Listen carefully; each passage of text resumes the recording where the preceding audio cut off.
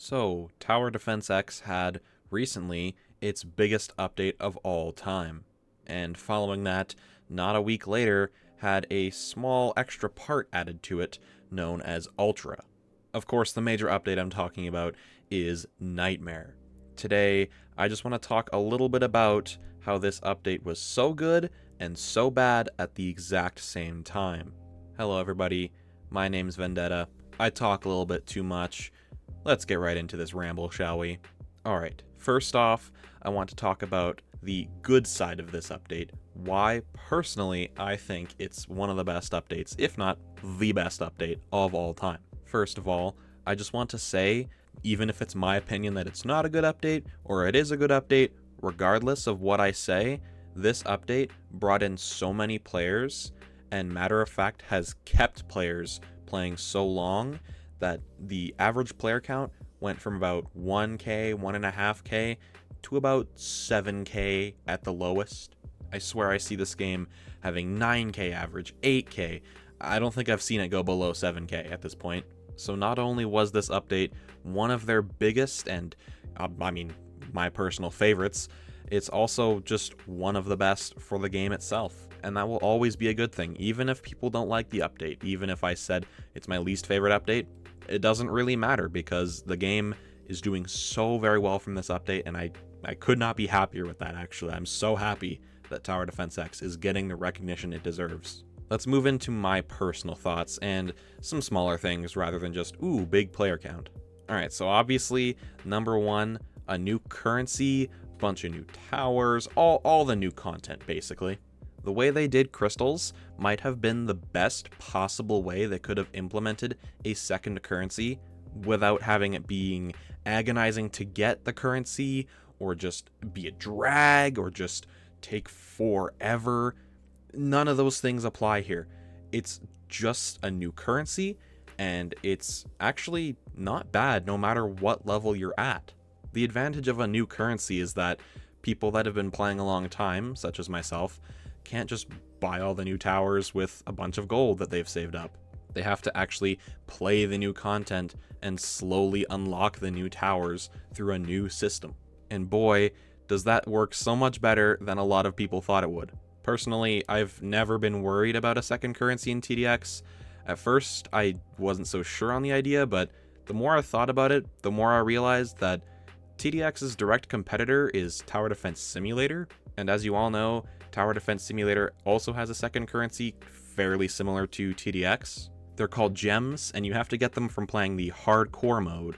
However, due to the way that TDS is balanced, and due to the way that hardcore mode is balanced, it's simply a drag to get those gems. Thankfully, TDX does not have any system like that. You see, in TDS, the only way to get crystals is by playing hardcore mode, but the only feasible way to beat hardcore mode is to have one of the hardcore towers. In TDX, it's not like that at all. You actually don't need any of the Nightmare towers in order to beat Nightmare. You just don't. The Nightmare towers just simply make it easier. Even for Ultra, I bet you could find a way to complete it without any of the Nightmare towers. So already, we're off to a great start. You know, the mode is so much more enjoyable to everybody as a whole, and the mode isn't borderline impossible without any of those Nightmare towers. So already, this is amazing. Second thing, you don't have to play the Nightmare mode in order to get crystals.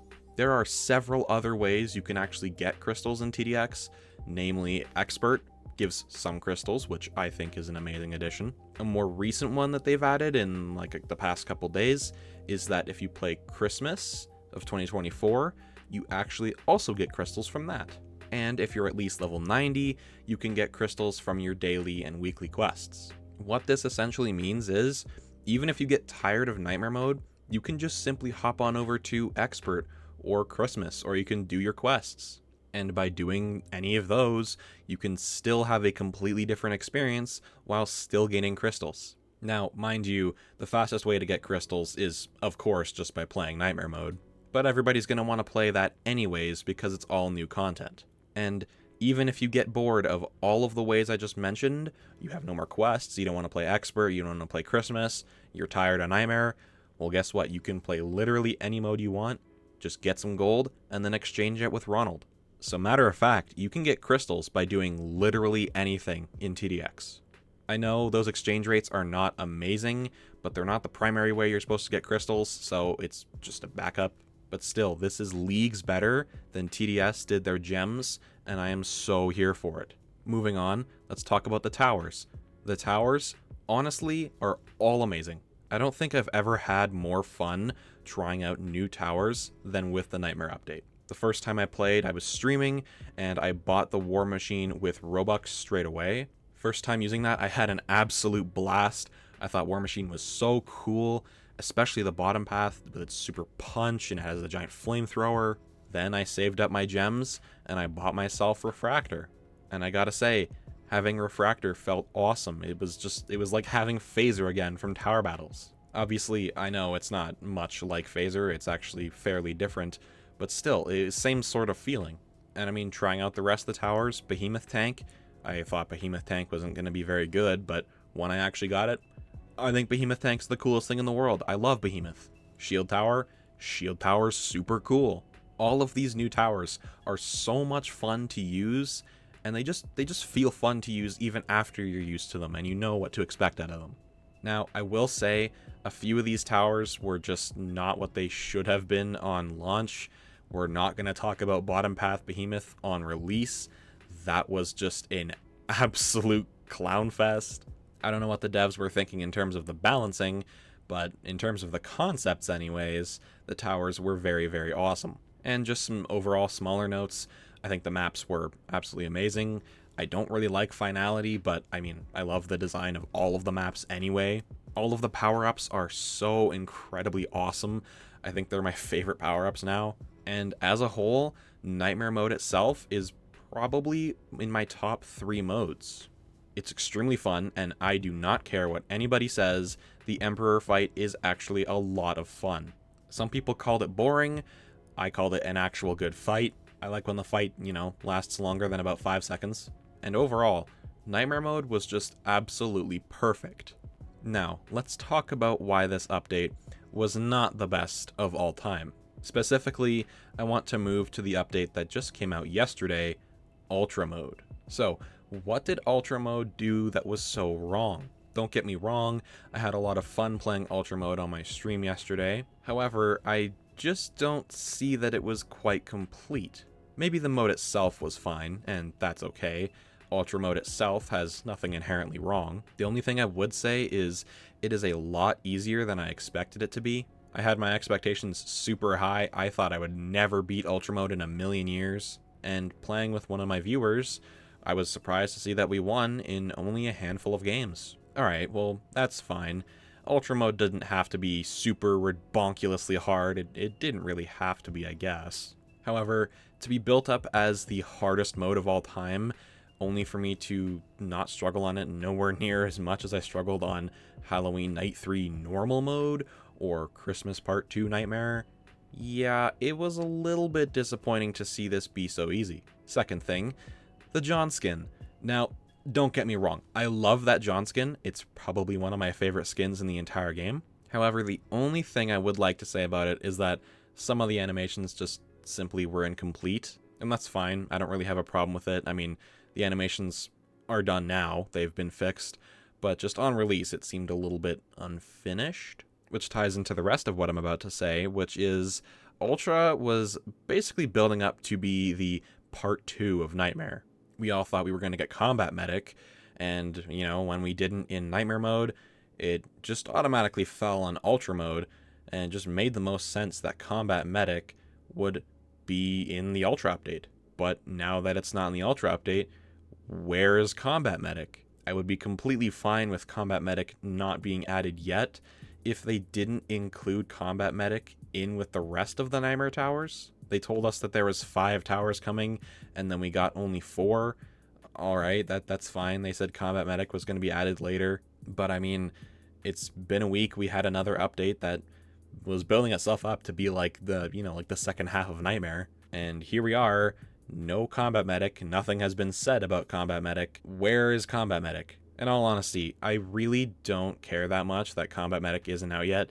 I would like to see Combat Medic, but I know they do have to take their time to perfect the tower, do the balancing. that's okay. I would rather them take the time anyways and just balance it and make sure it's good, as opposed to just rushing the tower and having it not be anyone's favorite. However, the biggest issue is the secret wave. Now, if you don't know about the secret wave is a thing that we have been talking about, and the developers have also been talking about for a little while. It was believed that there would be some kind of secret wave after the Emperor dies in Ultra mode, and there would be some kind of big calamity enemy, maybe Mallory was there, who knows. But when that didn't happen in Ultra mode, and the developers kept giving us hints about this secret wave, people went absolutely insane trying to figure out if there was some secret way you had to activate this secret wave and then play through Ultra and complete it. And when I say people went bonkers, I mean literally bonkers. I want to give a shout out to Fredriix here. I will link his channel in the description below. Fredriix spent, and I kid you not, 9 hours on a stream. 9 hours on one stream yesterday, looking around every single map, the entire lobby, looking through everything just for this secret wave. Aside from the small hints that pretty much everybody has seen, there was nothing. He found nothing across 9 hours. And now, I'm fairly certain that the secret wave isn't even out yet. And I mean, there's evidence to back this up too, with the fact that John posted this little announcement earlier today. All he says is tomorrow, and there's this little image with some big wings and a halo and a calamity symbol.